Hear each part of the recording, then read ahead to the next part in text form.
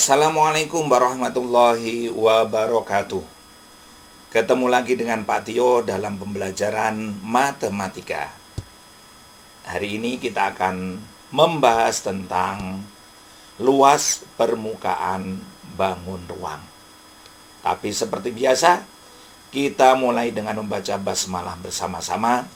Bismillahirrahmanirrahim. Mudah-mudahan dengan bacaan tadi kita dipermudah oleh Allah Subhanahu wa Ta'ala dalam belajar hari ini. Oke, langsung saja Bapak mau tanya, apa itu luas permukaan itu? Ya, luas permukaan adalah luas jaring-jaring bangun ruang yang merupakan gabungan beberapa bangun datar. Jadi, kita mencari luas permukaan artinya mencari luas jaring-jaring penyusun bangun ruang yang merupakan gabungan dari beberapa bangun datar. Untuk mempermudah, kita langsung saja masuk ke bangun ruang yang pertama, yaitu kubus. Kita lihat, kubus ini mempunyai sifat, kita pernah belajar itu, yaitu salah satu ciri kubus adalah mempunyai 6 sisi yang luasnya sama dan sisi-sisi tersebut berbentuk persegi. Tolong pahami. Jadi di luas permukaan bangun ruang ini cenderung jangan menghafal rumus. Kalau menghafal rumus termasuk susah, tetapi kalau kita paham maka akan lebih mudah. Nah, kalau kita paham bahwa bangun ruang kubus itu terdiri dari 6 sisi yang luasnya sama dan sisinya berbentuk persegi, maka kita bisa bayangkan kembali jaring-jaring kubus yang pernah kita pelajari. Ini adalah jaring-jaring kubus yang mempunyai rusuk di sini adalah S, maka semua rusuk di sini adalah S panjangnya. Kemudian bagaimana rumusnya? Berdasarkan gambar jaring-jaring ini kita bisa mendapatkan rumus bahwa luas permukaan kubus sama dengan 6 dikali luas persegi. Kenapa 6? Karena ada 6 persegi di sini. Ya. Kemudian kita akan masuk ke rumus luas persegi.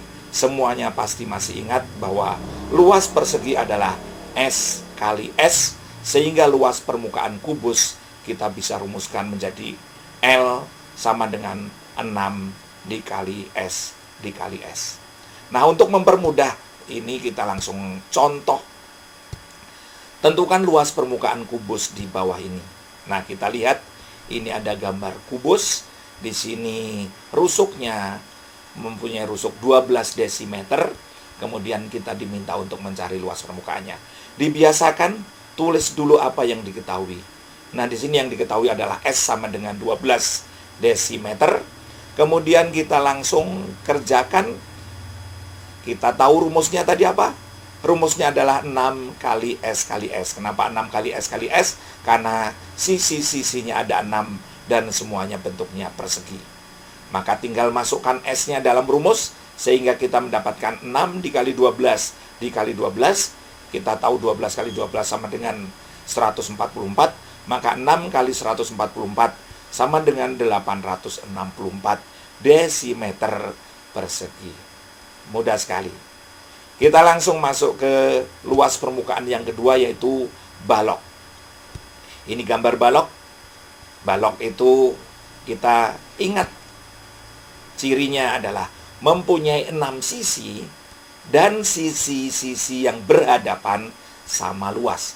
Jadi yang berhadapan sama luas, sehingga setiap sisi punya pasangan. Nah, dari sini kita ingat jaring-jaring balok. Jaring-jaring balok, nah seperti ini. Ini kita lihat yang kuning punya pasangan, yang merah punya pasangan, yang biru atau hijau ya. Yang biru ini punya pasangan juga. Sehingga kita bisa merumuskan rumus luas permukaan balok adalah L sama dengan 2 dikali luas persegi panjang A. Ini yang kuning Bapak kasih simbol A. Ini ada 2, maka 2 dikali luas persegi panjang A. Kemudian ditambah 2 kali luas persegi panjang B, Dan yang ketiga ditambah 2 kali luas persegi panjang C. Kita lihat sisi-sisinya di sini. Ya. Kita lihat sehingga kita bisa memasukkan rumus L sama dengan 2 dikali P dikali L untuk yang kuning. Kemudian yang merah ditambah 2 dikali P dikali T.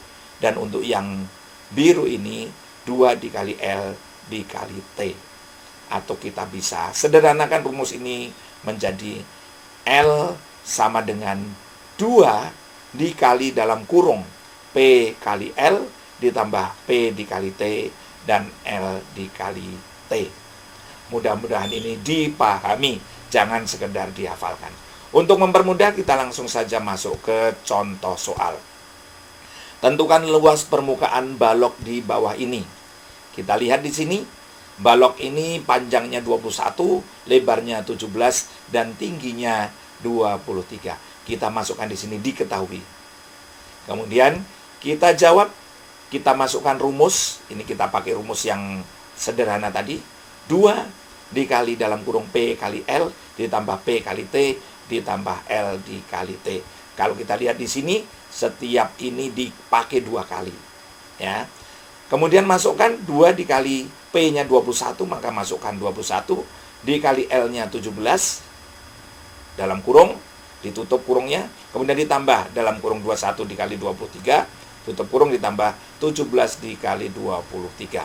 Kemudian yang dikurung ini kalikan semuanya, sehingga didapat hasil 357, 483, dan 391. Masih dalam kurung.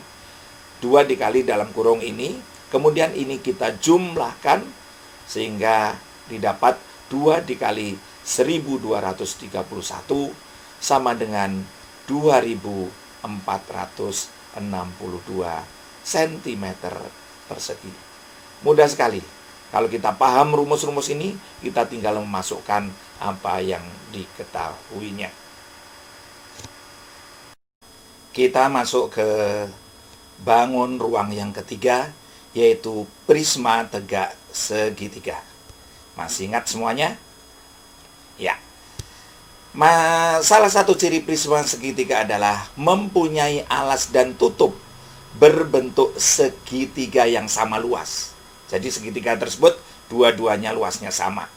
Dan mempunyai 3 sisi berbentuk segi 4. Ini bisa luasnya sama, bisa juga luasnya berbeda-beda. Nah, ini salah satu jaring-jaring prisma segitiga adalah seperti ini. Yang ini kebetulan kita buat yang segi 4-nya berbeda-beda. Kita bisa merumuskan.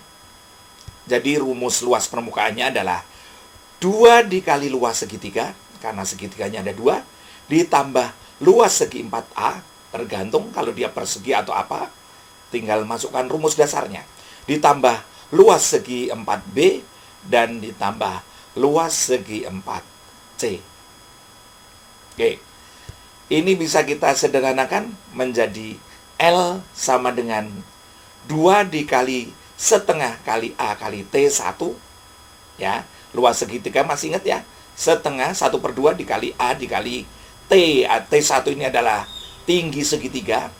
Ditambah A dikali T. Ini jadi sisi-sisinya ini. Ini kalau kita anggap ini persegi panjang, berarti ini lebarnya, ini lebarnya, ini lebarnya. Dikali panjangnya, maaf ya. Kemudian lebarnya adalah tingginya ini. Sehingga luas segi 4A adalah A dikali T, yang luas segitiga segi 4B adalah B dikali T, dan luas segi 4C adalah C dikali T.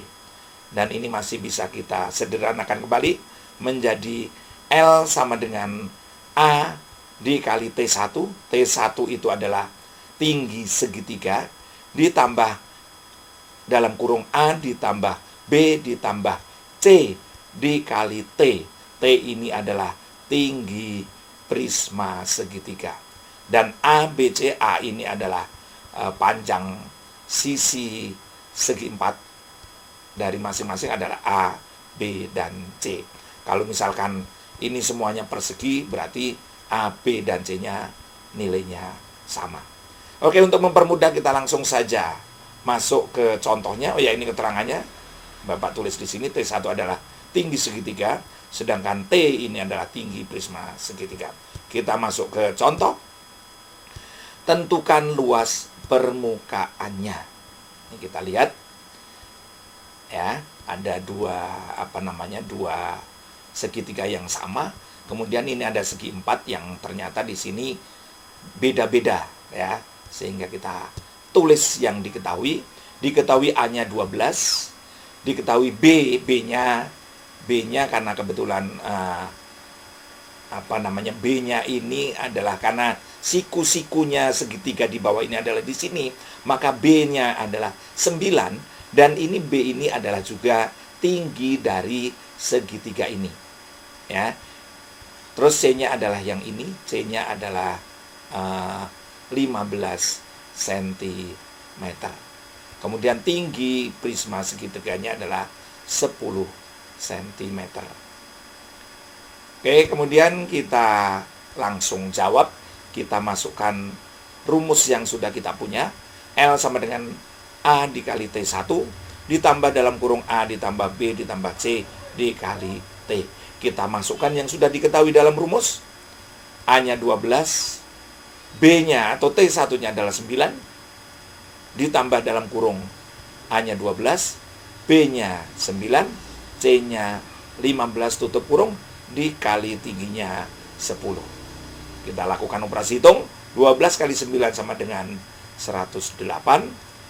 Kemudian 12 ditambah 9 ditambah 15 sama dengan 36 dikali 10.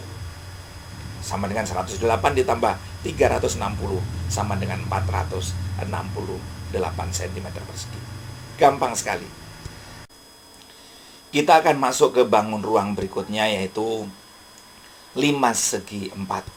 Masih ingat ya, ini gambar 5 segi 4 yang kita tahu salah satu cirinya adalah mempunyai alas berbentuk segi 4 dan 4 sisi berbentuk segitiga. Nah, kemudian salah satu jaring-jaring limasnya adalah seperti ini. Ada yang di tengah-tengah ini adalah alasnya berbentuk segi 4. Nah, di sini mungkin nanti kita akan ketemu yang alasnya bisa persegi, bisa juga persegi panjang. Nah, tentu rumusnya nanti kita akan ketemu. Nah, bagaimana rumus 5 segi 4?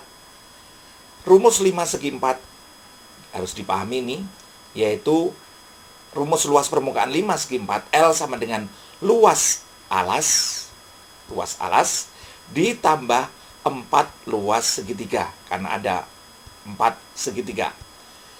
Sama dengan alasnya berbentuk segi 4, maka sama dengan luas segi 4 ditambah 4 luas segitiga. Karena segi 4-nya mempunyai 2 kemungkinan. 1 mungkin persegi dan mungkin juga persegi panjang. Bagaimana jika alasnya persegi? Maka rumusnya adalah L sama dengan S dikali S. Karena luas persegi adalah S kali S, ditambah 4, karena ada 4, dikali 1/2 dikali S dikali TS. Nah, biasanya kita menuliskannya A dikali T. Karena A-nya ini kebetulan adalah S, maka kita langsung tuliskan setengah kali S kali TS. Nah, ini bisa kita sederhanakan, sehingga kita dapat L sama dengan S dikali S dikurung, ditambah dalam kurung 2 dikali S dikali TS. 2 ini kenapa? Karena 4 dan 2 bisa dicoret. Ini kita sudah dapat rumus luas permukaan 5 segi 4 jika alasnya persegi. Bagaimana jika alasnya persegi panjang? Maka rumusnya menjadi L luas alasnya adalah persegi panjang, maka kita tahu luas persegi panjang adalah P kali L, maka P dikali L ditambah pasti sisi tegak yang berhadapan segitiganya sama luas. Jadi masing-masing yang berhadapan sama luas, maka 2 dikali setengah dikali P dikali tinggi dari segitiga. ditambah dalam kurung 2 dikali setengah dikali L dikali tinggi segitiga. Kenapa P, Pak? Karena di sini berarti jadi P dan L di sini.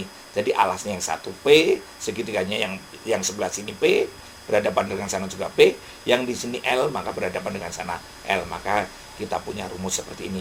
Nah, ini bisa kita sederhanakan, 2 dan 2 bisa dicoret, ini juga bisa dicoret, sehingga kita punya rumus L sama dengan P dikali L ditambah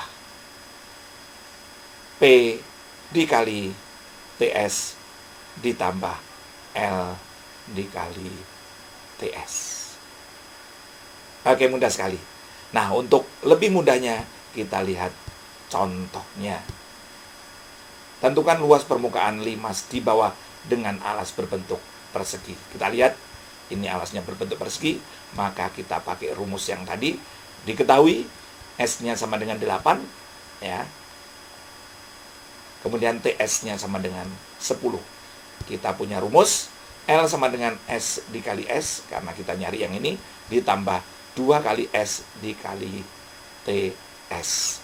Kita tinggal masukkan 8 kali 8, ditambah 2 dikali 8 dikali 10, sama dengan 8 kali 8, 64.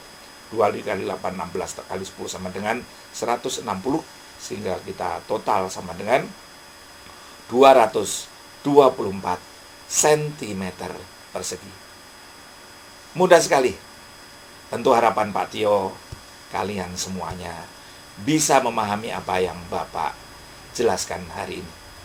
Nah, sekarang silakan buka ikhlas room kalian dan kerjakan tugas yang diberikan. Bapak yakin kalian pasti bisa. Oke, kita akhiri pertemuan hari ini dengan baca hamdalah bersama-sama. Alhamdulillahirabbil alamin. Wassalamualaikum warahmatullahi wabarakatuh.